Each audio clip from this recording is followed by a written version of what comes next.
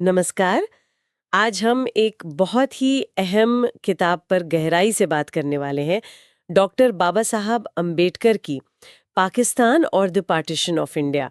ये उनके लेखन और भाषणों के 8वें खंड का हिस्सा है और हमारे पास 1946 के तीसरे संस्करण का पुनर्मुद्रण है। ये किताब उन विचारों और घटनाओं को देखती है जिनके कारण देश का विभाजन हुआ। जी हाँ। और ये किताब बहुत दिलचस्प है। डॉक्टर अंबेडकर ने खुद इसकी भूमिका में मतलब फॉरवर्ड में लिखा था कि ये शायद हिंदुओं और मुसलमानों दोनों को ही पसंद ना आए और वो इसे इसकी निष्पक्षता का एक तरह से सबूत मानते थे। अच्छा। ये तो वाकई दिलचस्प बात है कि नापसंदगी को निष्पक्षता का पैमाना मानना। तो चलिए फिर उनके तर्कों में उतरते हैं। विभाजन पर उनकी जो सोच थी उसका केंद्रीय बिंदु क्या था? मैंने सुना है उन्होंने राष्ट्रीयता और राष्ट्रवाद के बीच एक फर्क किया था। वो महत्वपूर्ण क्यों था? बिल्कुल, देखिए ये फर्क उनके पूरे विश्लेषण की बुनियाद है, ऐसा कह सकते हैं। उनके मुताबिक राष्ट्रीयता मतलब नेशनैलिटी वो बस एक अपनेपन की भावना है, एक साझा एहसास है ना। इकाई के रूप में जीने की एक संगठित इच्छा है, एक संकल्प है। और अंबेडकर का तर्क ये था कि भारतीय मुसलमानों के एक अहम तबके में यह सिर्फ भावना नहीं रही थी, बल्कि ये एक राजनीतिक आकांक्षा बन गई थी। एक राष्ट्र के रूप में जीने की इच्छा जिसे कहते हैं, वो विकसित हो गई थी। समझी। तो ये सिर्फ एक एहसास नहीं बल्कि एक राजनीतिक संकल्प था। जी लेकिन फिर इस संकल्प को हकीकत बनाने के लिए और क्या जरूरी था उनके हिसाब से? देखिए, दो चीजें मुख्य थी। पहली, यही प्रबल इच्छा, ये संकल्प, और दूसरी एक निश्चित भूभाग मतलब एक जमीन का टुकड़ा जहां इस इच्छा को वो साकार कर सकें, जहां वो अपना राष्ट्र बना सकें। अंबेडकर का मानना था कि मुस्लिम समुदाय के संदर्भ में उस वक्त ये दोनों शर्तें पूरी हो रही थीं। और उन्होंने सिर्फ ये कहा नहीं, शायद कुछ उदाहरण भी दिए होंगे अपनी बात रखने के लिए। जी हाँ, बिल्कुल। उन्होंने सिर्फ भावनात्मक या सैद्धांतिक बात नहीं की, ठोस उदाहरण दिए। जैसे उन्होंने तुर्की साम्राज्य के विघटन का हवाला दिया। वहां इस्लाम के नाम पर एकता तो थी, लेकिन फिर भी अरब राष्ट्रवाद पनपा और अलग राष्ट्र बने। अच्छा, यानी धर्म हमेशा राजनीतिक एकता की गारंटी नहीं होता। सही।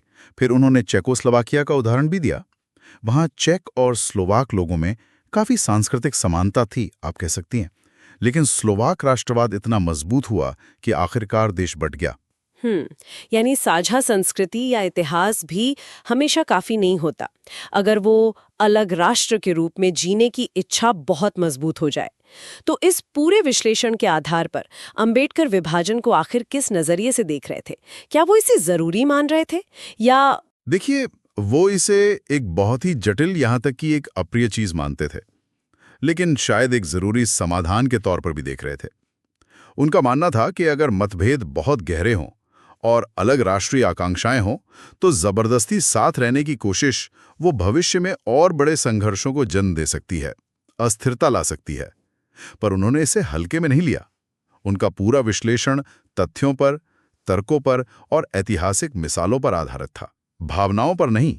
और क्या उन्होंने इसका कोई तरीका भी सुझाया था? मतलब अगर विभाजन हो तो कैसे हो? क्या इसका कोई खाका था? हाँ, बिल्कुल। उन्होंने एक व्यवस्थित प्रक्रिया, एक प्रॉपर प्रोसीजर का प्रस्ताव रखा था। इसमें शामिल था कि प्रभावित क्षेत्रों में जनमत संग्रह मतलब प्लेबिसाइट करवाया जाए और सीमाओं के सही निर्धारण के लिए एक निष्पक्ष सीमा आयोग बाउंड्री कमीशन बनाया जाए। उनका जोर इस बात पर था कि ये पूरी प्रक्रिया भावनाओं से परे हो, तर्कसंगत हो, व्यवस्थित हो। यहाँ तक कि उन्होंने सीमाओं के सटीक निर्धारण और जनसंख्या के व्यवस्थित आदान प्रदान जैसी मुश्किल शर्तों पर भी विचार किया था, ताकि भविष्य के झगड़े कम हों। तो ये सिर्फ विभाजन का हाँ या ना में जवाब नहीं था, ये तो एक गंभीर समस्या के समाधान की कोशिश थी जिसमें प्रक्रिया पर बहुत जोर था। बिल्कुल सही। उनका पूरा नजरिया ही तथ्यों और तर्कों पर आधारित था, ना कि जज्बातों पर। वो समस्या की जड़ तक जा रहे थे और उसके व्यावहारिक हल ढूंढ रहे थे, चाहे वो कितने भी मुश्किल क्यों ना लगें। वो जो राष्ट्रीयता और राष्ट्रवाद के बीच की बारीक लकीर उन्होंने खींची और एक राष्ट्र के रूप में जीने की इच्छा का जो विश्लेषण किया, वो विभाजन को समझने का एक अहम नजरिया देता है।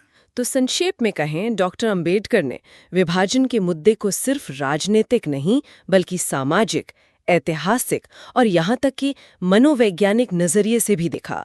उन्होंने इसे अलग अलग राष्ट्रों की अपनी नियति, अपनी डेस्टिनी की आकांक्षाओं के टकराव के रूप में पेश किया। हाँ, और यहीं से एक अहम सवाल उठता है जो सोचने पर मजबूर करता है। डॉक्टर अंबेडकर ने इस बात पर जोर दिया था कि राष्ट्र अपने लिए जो अंतिम नियति मतलब अल्टीमेट डेस्टिनी तय करते हैं, उसे समझना बहुत जरूरी है। अब आज के दौर में देखें, न सिर्फ हमारे उपमहाद्वीप में बल्कि दुनिया भर में अलग अलग समूहों या राष्ट्रों की ये जो अलग अलग अंतिम नियतियां हैं, इनकी अवधारणा राष्ट्रीय और अंतर्राष्ट्रीय संघर्षों को समझने में आज कितनी प्रासंगिक है, ये एक सवाल है जो आज भी उतना ही महत्वपूर्ण